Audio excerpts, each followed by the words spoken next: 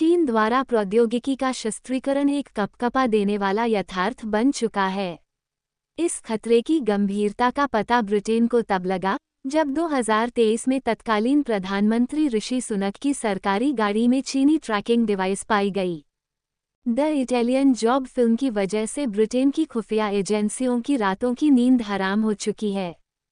इस classic film में Michael Caine द्वारा अभिनीत चार्ली क्रोकर के नेतृत्व में लंदन वासियों का एक गिरोह तुरीन की ट्रैफिक लाइटों को नाकाम कर चुराए हुए सोने से लदे एक ट्रक का अपहरण कर लेता है।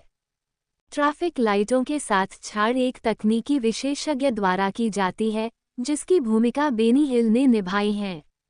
वो एक सेंट्रल कंप्यूटर को हैक कर पूरे शहर में ट्रैफिक जाम करवा देता है और क्रोकर का गिरोह सोने से लदे ट्रक को उड़ाने में कामयाब हो जाता है।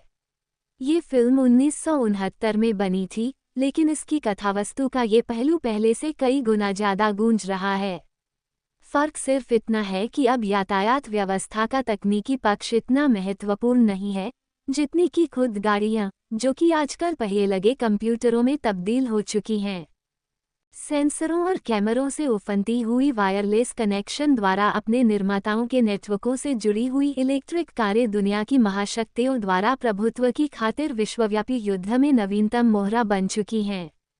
चूंकि ब्रिटेन के कार बाजार में चीन का हिस्सा 10% से अधिक है और आने वाले वर्षों में और भी बढ़ने वाला है, ब्रिटेन के लिए एक गंभीर समस्या साबित होगा।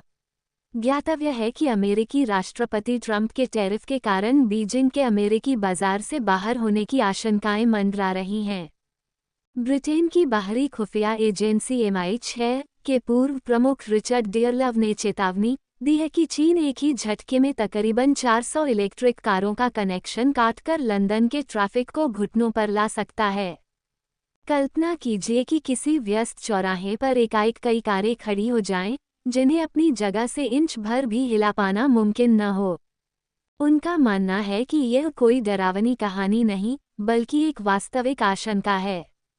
चूंकि ये गाड़ियां इंटरनेट से जुड़ी हुई हैं, उन्हें आसानी से दूर बैठे ही निष्क्रिय किया जा सकता है। इस अवधारणा को यूक्रेन में विस्तार से दर्शाया जा चुका है। रूसी सेनाओं ने मेलितपोल शहर पर कब्जा कर आधुनिक वाहन चुरा लिए। इन वाहनों की डीलरशिप जॉन डियर के पास थी। रूसियों ने इन्हें जहाज़ों में लादकर 700 मील दूर चेचन्या भेजा, लेकिन वे उनका इस्तेमाल नहीं कर पाए क्योंकि जॉन डियर ने उन वाहनों को ट्रैक कर उन्हें दूर से ही बंद कर दिया। दुनिया के ज़्यादातर लोग मोबाइल फ़ोन में स्पाईवेयर को लेकर चिंतित हैं, तो ब्रिटेन की खुफिया एजेंसियां इस बात से परेशान हैं कि इलेक्ट्रिक व्हीकल्स EV पूरी तरह विशालकाय स्पाईवेयर हैं और चीन की कम्युनिस्ट पार्टी के इशारे पर EV को निष्क्रिय कर बंद कर दिए जाने पर ब्रिटेन के शहरों में एक इटालियन जॉब का खतरा पैदा हो सकता है। EV तोड़फोड़, निगरानी, जासूसी, यहाँ तक कि लक्षित हत्याओं के लिए पूर्ण हथियार है। साइबर सुरक्षा सम्मेलनों में प्रदर्शन किए जाते हैं कि किस तरह इलेक्ट्रिक कारों का नियंत्रण हाथों में लिया जा सकता है। चीनी हैकरों के एक समूह ने तो इस बात पर रिपोर्ट भी प्रकाशित की है कि उन्होंने किस तरह से एक टेस्ला कार के सेल्फ ड्राइविंग सॉफ्टवेयर को तोड़कर उसे लेन में यू-टर्न करवा दिया। दूसरे गुट ने बताया कि किस तरह से किसी कार की डिक्की, विंडस्क्रीन के वाइपर और यहाँ तक कि ब्रेक भी दूर से ही सक्रिय या निष्क्रिय किए जा सकते हैं। EV की बैटरी की 50% वैश्विक आपूर्ति का नियंत्रण CATL और BYD नामक दोनों चीनी कंपनियों के हाथ में है।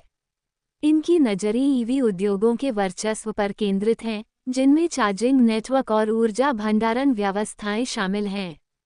दोनों कंपनियों की चीनी कम्युनिस्ट पार्टी से निकटता है और ये सरकार से प्राप्त सब्सिडी से लाभान्वित भी हुई हैं। इससे सुरक्षा खतरा और भी बढ़ जाता है, क्योंकि बिजली के भंडारण और चार्जिंग नेटवर्कों को देश की इलेक्ट्रिकल ग्रिड से जोड़ने की जरूरत पड़ती है। इसके अलावा कई ऐसे चीनी कानून हैं जो सभी कंपनियों को, चाहे वे पूरी तरह सरकारी हों या निजी, राष्ट्रीय सुरक्षा और खुफिया जानकारी एकत्रित करने हेतु सहयोग करने के लिए मजबूर करते हैं।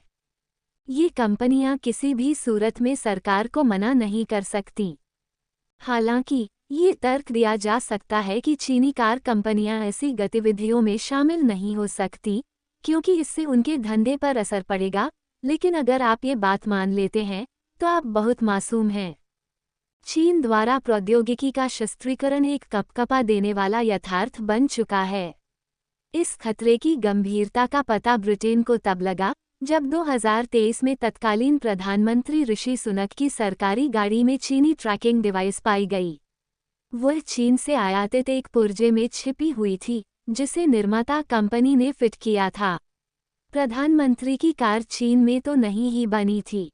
हाल ही में ब्रितानी प्रतिरक्षा अनुबंधों पर काम कर रही फर्मों ने अपने कर्मचारियों को चेतावनी दी है कि वे अपने मोबाइल फोनों को चीन द्वारा निर्मित इलेक्ट्रिक कारों से कनेक्ट न करें।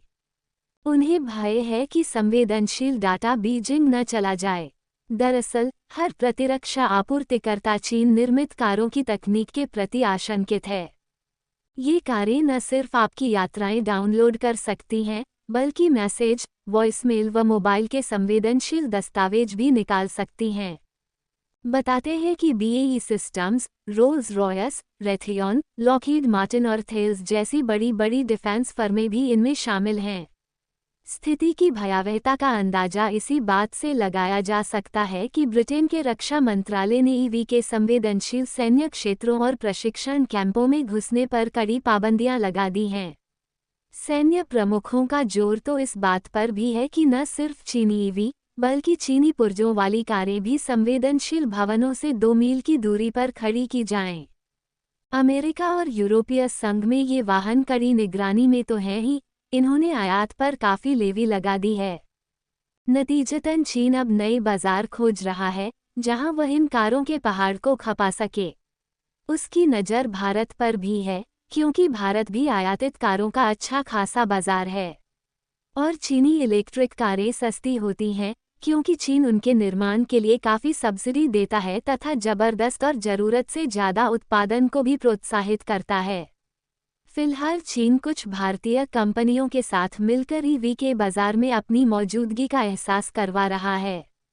चीनी कंपनियां BYD और लिपोमोटर भारतीय बाजार में घुसने की तैयारी कर रही हैं। आखिरकार भारत भी इन कारों के निर्माण में लिथियम आयन बैटरियों पर निर्भर है, जिनका एक बड़ा हिस्सा चीन से आता है। अस्तु, हालात चाहे जो हों, लेकिन क्या हमें ब्रिटेन की चिंताओं से सबक सीखने की जरूरत है या नहीं? वैसे ही पिछले कुछ वर्षों में चीन भारत को लेकर काफी विवादों में घिरा रहा है। चाहे वह डोकलाम मुद्दा रहा हो या फिर अरुणाचल और सिक्किम को लेकर उसके दावे हों।